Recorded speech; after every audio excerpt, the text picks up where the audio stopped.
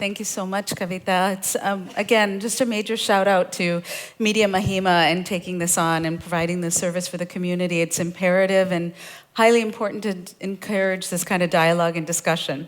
So we've been talking a lot about what we should be eating and what we should be exercising, and a huge component of that, of course, is going to be our mental health. So before I go into this, I want to just have you take a moment to pause and think about what mental health means for you.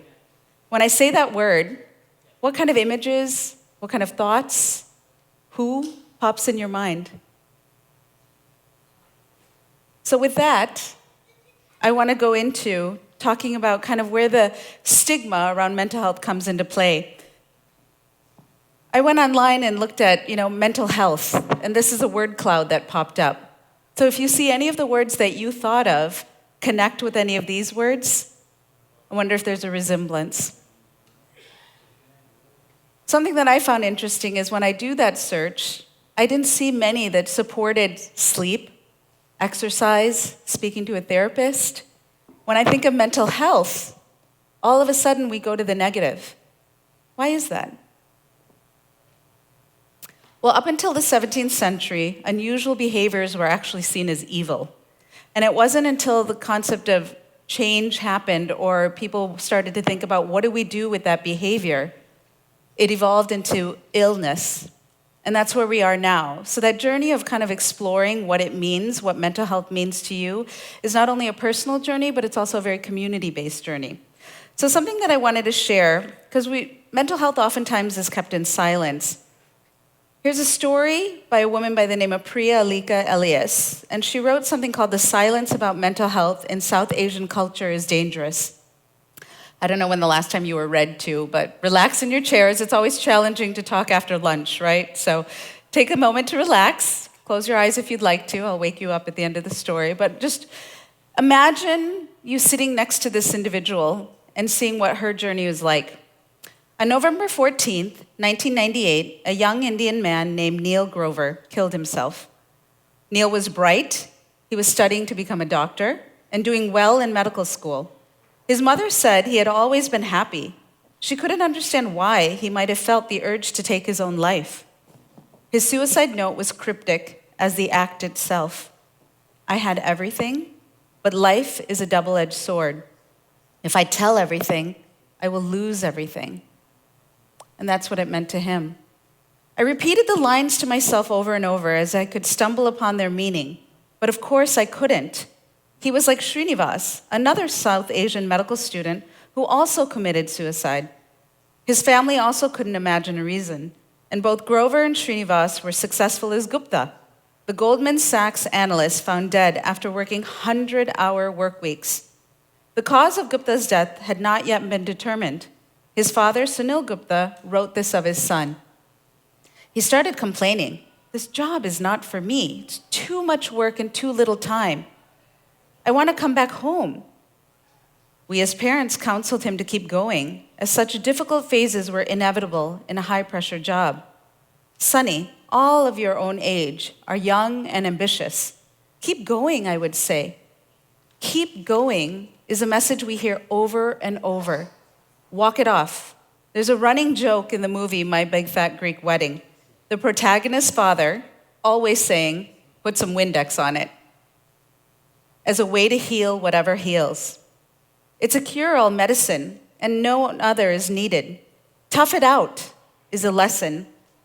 It is something you're used to hearing in South Asian culture, where having a high pain threshold is something to brag about, where only a certain kind of pain is permissible.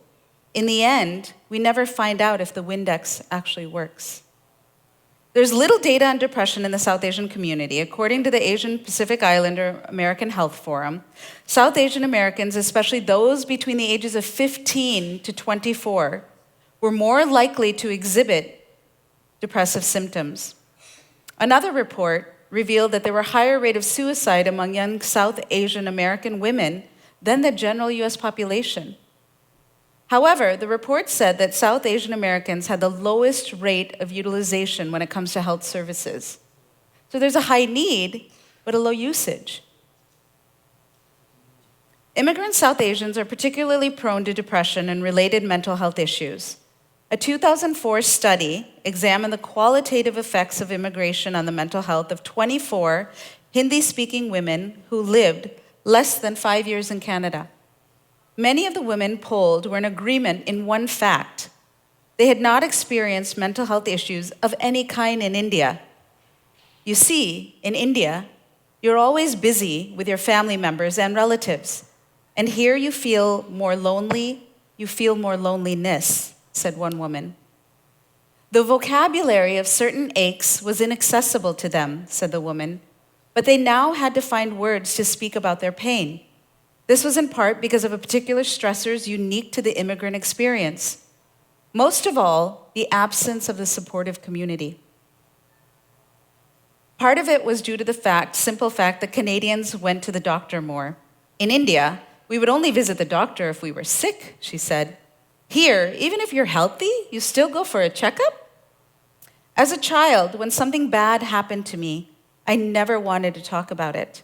Confession was a staple of white culture, I thought. That was why they worked their pain out in therapy and in Mead notebooks, journaling. Some of them made their pain into art, writing memoirs, confessional television shows. It was the white way.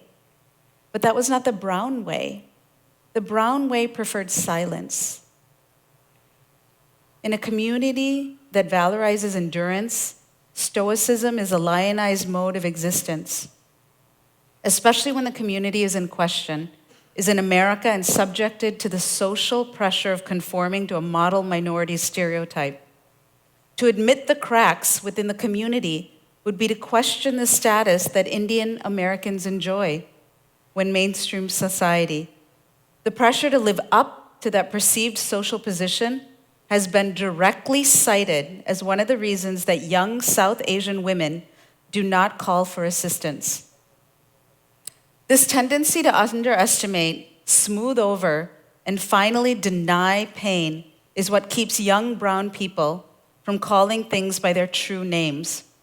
We live in a world where the only metric is other people. Other people, we are told, have it so much worse than we do, so shut up. And so, what other people might perceive as crisis point is not really treated as one. An investigation of psychological distress in South Asian women in the UK revealed that crucial mental health services were routinely assessed at a point of desperation, actually when it's way too late. The stigma surrounding the breaking of silence in Desi communities means that people within them have a higher risk of reporting to self-harm and suicide. More important than other people always having it worse than we do, other people in our Desi communities are always watching. South Asian culture is overall community culture. The concept of izzat, or honor, is paramount to those raised in a traditional South Asian family. It's linked to the concept of sharam, or shame. When we tell each other stories about how we're doing, we gloss over the weak parts. They're believed to be private matters. Dave was just made partner at his firm, we'll say, and we won't tell each other that Dave drinks too much, even if we know. And maybe we don't because Dave has been taught to hide his drinking. We think what we see is all there. I had everything, but life is a double-edged sword. Knowing what I know about the very real consequences of denying my own pain, I feel the urge to censor myself, to qualify any confessional writing about pain with, I know other people have it much, much worse. As I've been taught, the culture of silence is so deeply rooted in me, in we Desis, that some of us may never overcome it in our lifetimes. If I tell everything, I will lose everything. We are careful with our stories. We edit them compulsively so they seem less raw, less painful. Here's what I believe. There's no inherent value in silence. There's no value in pretending that we're never hurt. There's no shame in needing medicine. There's none in confession either. We don't have to cling on to the illusion of perfection. We have everything, but life is a double-edged sword. When we tell each other this, we might risk our reputation, but this is really the only way we can survive. That story resonates with so many individuals, not only that I've met, but in the communities that My Sahana works with. If you go onto My Sahana's webpage, you'll see individual stories of people who have talked about the kind of challenges. And they're starting to share that. They're starting to break the silence. So when we look at kind of the demographics, right, we have 3.4 million South Asians living within the US. That's not a small number, not at all. And 80% of them are Indians. That number represents the number of people worldwide affected by depression. 350 million. 800,000 represents the estimated number of people globally who die by suicide each year. Our young population. 11% are the adolescents who actually have been diagnosed with a depressive disorder by the age of 18. And look at this number. 70 to 90% demonstrate improvement with resources and support, talking, medication, community. So when I think about all those numbers that are distributed and the fact that we can actually do something about it, my question is always like, why aren't we doing it? Why aren't we doing more? Well, part of the reason why is that there are certain myths that tend to block the way we think about reaching out for resources. And we've talked about these a lot, right? Stress and anxiety. How do we manage stress and anxiety? It was beautifully illustrated in that story, right? We pretend it's not there, we manage it all. Ron and Prerna had talked about managing all kinds of things, right? That schedule, I saw that schedule and I was like, oh my goodness, that's me too. I'm aware, but awareness can only do one piece of that, right? What do I need to do now to go back and behaviorally change some of the things that I do, recognizing that that contributes to the stress of my children as well as my family? One is having a recognition that Silicon Valley culture may promote this, but I as an individual, do I need to completely endorse that? Good values. If you have good values, none of these things will happen. But that's not the case, and we all know that. I can only imagine if we all sit and think about the people in our lives, good people in our lives. Are they challenged with certain stressors, certain challenges? And again, we always go back to the question of why. Keeping problems to yourself. Again, I took the time to read that piece of literature by that young lady because the silence is one of the key impediments, key barriers in terms of really reaching out within our communities, but within our friends. And this Western concept of, depression, mental health, it's only for white people. If that was only the case. India has one of the largest rates of mental health depression in the world. So we really have to take a look at that. Within the United States, the most populated states with South Asians are California, New York, New Jersey, Texas, and Illinois. Those are our big metropolitan cities. What are we doing in those areas to be able to embrace these kinds of venues, have these kinds of conversations? So a lot of my research in terms of the cultural identity work that I do stems off of Sue and Sue, Daryl Wing Sue. And I find it fascinating work because I work with a lot of South Asian first-gen students. I myself am first-gen. I was born and raised in Michigan. And I look at this model and I find it fascinating. So the racial cultural identity model is all about how do we look at the communities in which we exist? What are the in-groups, the out-groups? What's the majority group and what is the minority group? And then where do I plug myself in that? So when you look at conformity, this is a stage. There are actually stages that help us navigate through this. It's not in order. You can actually kind of bounce around and move around throughout these stages. But conformity stage is all about idealizing the white society. For those of you that have teens, how many of you, or at least I've heard these stories, I don't know why my mom keeps making me take roti to school. I don't want to take it anymore. Part of that is not a rejection of rotis, because we all know how good they are. Part of it is a rejection of, I needed to claim a different identity. And the association with the roti symbolizes what? Well, it's the whatever that individual has made meaning around and whatever that context or community has created for them. Are majority of their classmates bringing South Asian food to school? Are they buying lunch from school? There's lots of variables that filter into that. Dissonance, this is where conflict arises, where, wait a second, I really like what my South Asian culture brings for me. Resistance and immersion, this is where a lot of guilt, shame, frustration surfaces, but on the end of that comes this confidence in who you are. You start to identify what aspects of my identity do I want to embrace. The introspection, feelings also start to intensify even more here about what is my identity really centered around. And then the integrative awareness. I like to joke that this is the one where I can wear a miniskirt and a sari, not at the same time, but feel comfortable in both, right? I've been able to blend the beauty of both cultures. I've been able to identify the challenges in each of the cultures that I actually say, you know what, that's not something I want to embrace. Why do I bring this into play? Because again, looking at the statistics and the data in terms of the number of immigrants that come, how much do our values play into how we raise our children, how we interact with our communities and society?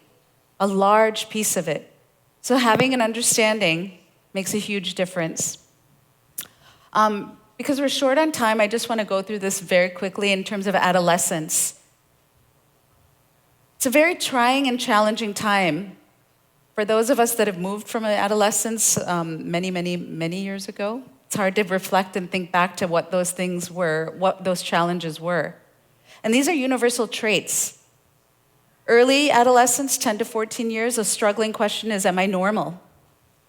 So again, you look back at the racial cultural identity model, well, what is normal? Middle, who am I and where do I belong? And the late, 17 to 21. We don't oftentimes think that adolescence goes that late. Where am I going? So some of the things again, just quick highlight, the adolescent brain. It's like having a sports car, but not knowing how to use the brakes as effectively. The way the adolescent brain matures, it actually matures from the back to the front. So if you think about what's in the back of your brain, it's kind of like your emotional response center, your amygdala is what they call it. That's kind of the fight or flight response. That's what keeps us safe. That's what really doesn't have that conscious, wait, that might not be the right decision. That's your frontal lobe. And that develops closer as we get to 25. It's always developing. But really, when you think about some adolescents, you're like, really? Did you think that was the smartest decision? Actually, they did. Sleep is very, very critical. This is where consolidation of learning takes place. This is where they get to restore their energy. They get to find that sense of calm and that emotional well-balance. Hormones, we're not going to go into that. And then open window. This is the opportunity to influence. Right? You throw good stuff in that window, good stuff rises. You throw bad stuff in that window, that's what starts to influence. Because of the timing, I think I'll pass on the video. Thanks.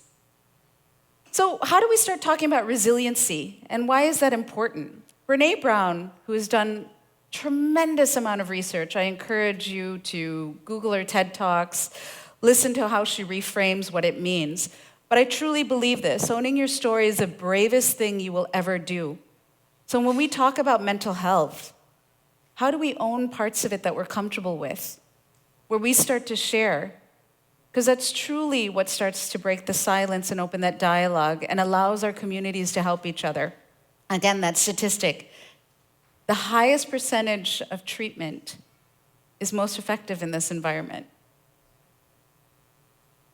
So time for action.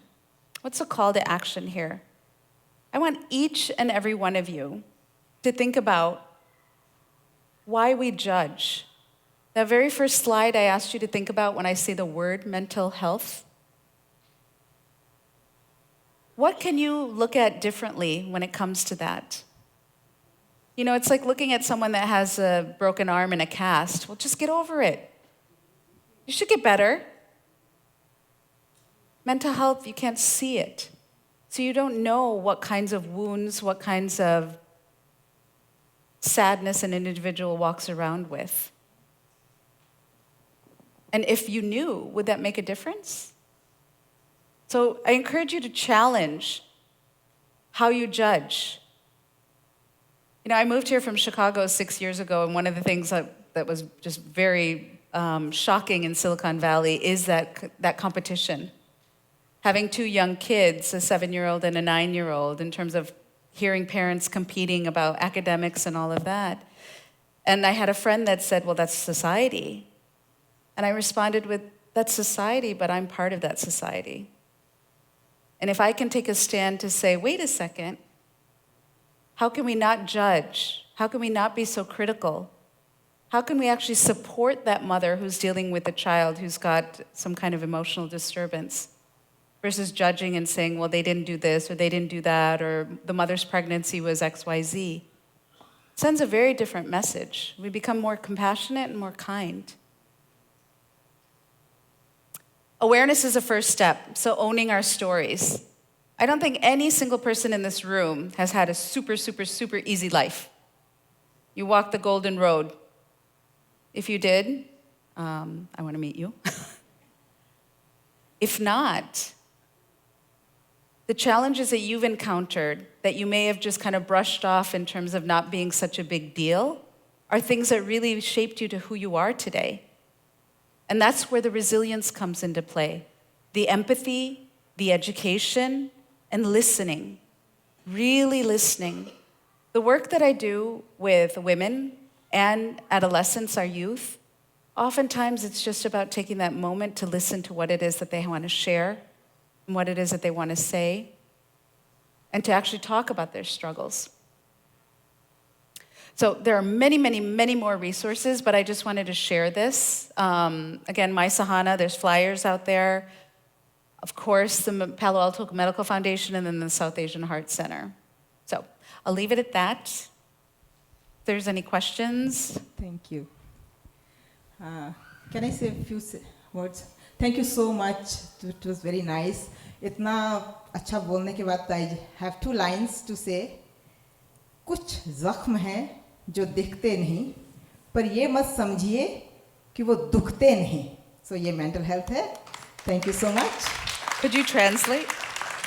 Translate. There's some hurt that cannot be seen, but it doesn't mean that it cannot be felt. I guess that's the translation. Yes. Yes. But yeah, any questions for Bindu? Very short question, please. We don't have much time. I'm Yeah. sorry. Yeah. So I just love the talk. Thank you so much for that. In fact, one of the things what you talked about in terms of being vulnerable. So it's culturally, of course, it's hard for us as South Asians to open up to somebody else. Now, to even take that first step of feeling vulnerable, are there something which you'd advise? You know, even for us to take the first step to go talk to someone, like talk to a professional or talk to a consultant. How do we go about doing that? Can you give us some kind of a thing where we can make that first step towards feeling vulnerable? No, absolutely, Kishan. And going to a therapist, as again I mentioned earlier, is oftentimes the final step, right? So even if we could move that up a little bit, but something as simple as journaling could be something that you do very privately. It's something that you engage. Part of why I went into the field of mental health is I grew up in a very rural area in Michigan. It was very mono-ethnic. I had individuals that came by going, does that come off? My skin color. And I said, aren't you laying out in the sun to look like me? Hold on, wait a second. So for me, the cultural family values was so embedded. And so for us to feel and be exposed to Indian or being South Asian or being, Kerala, Malayali, we had to drive to go into those communities. And those communities, because they were touch point, it was kind of like everything's great, everything's great, everything's great. And for me, sometimes I would go through those racial cultural stages and go, wait a second, none of the kids in my class look like that, sound like that, dress like that, eat like that. But who do I go talk to? My father particularly used to say, be an ambassador for Indian culture, talk about it. But before I could talk about it, I journaled, I wrote. So you could write, you could have that one friend that you kind of just share nuggets of information to see, okay, how are they going to respond? Or you say, look, I'm going to share something with you that's really hard for me. Don't judge me. Say it and then kind of sit back. We kind of have to prep people because, if you're always seen as the strong one, again, the model minority myth, if you're always seen as that icon of perfection, it is so much harder to say, oh, I totally made a mistake. I have a question. I mean, how many of you are techies here amongst all of us? A lot of us techies.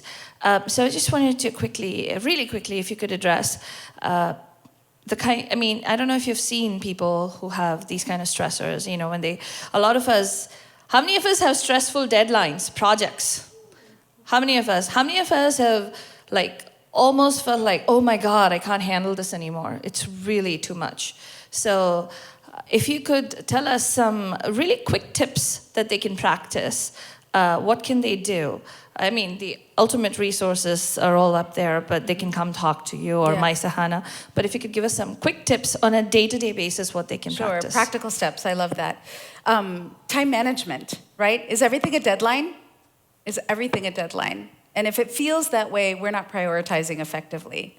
I think about this all the time. I hear people say, I'm so busy. There's a great book written by Tony Krabbe called Busy, and the culture of busyness, and how if we're not indicating that we're busy, we're seen as inadequate somehow. When the reality is that if you can't prioritize, I have 2 hours to play with my kids. I could use that 2 hours to respond to email, but you know what? Monday morning comes, I haven't heard from you, Bindu, I have to deal with that, right? It's a way to manage in our minds of what the perception of time really means to us. So time management, structure down, literally write down. I will do this with a lot of executives. 7 o'clock, your day starts, just like Ron and Perna had on the slide. 7 o'clock starts, what are you doing? 7 to 7:30, 7:30 to 8. And first get an assessment. What are the valuable things that you're doing? What are the things that are kind of priority B? And what are things that you're just stressing yourself out because you want to be that type A individual? That's one piece. Delegation is a gift. Delegation is a gift. Again, I do a lot of leadership development work. And when I look at the leaders who are able to delegate, you know what they're doing? They're creating space and time for them to think more creatively. And that's what leaders get paid to do. How can you delegate certain things? Right? I work full time. I have my Happy Leader Executive Coaching. I'm a mother and a wife. You better believe my kids are doing laundry. They're helping because I can't. And the explanation is, if all 4 of us chip in and do it, that's 4 times less of the time that mommy could be spending with you. And they get that. Or make it an activity that we do together. So, a couple things there. There's a whole long list, but... You can talk to Binduji. She's going to be here for a little bit, so you can talk to her after this as well.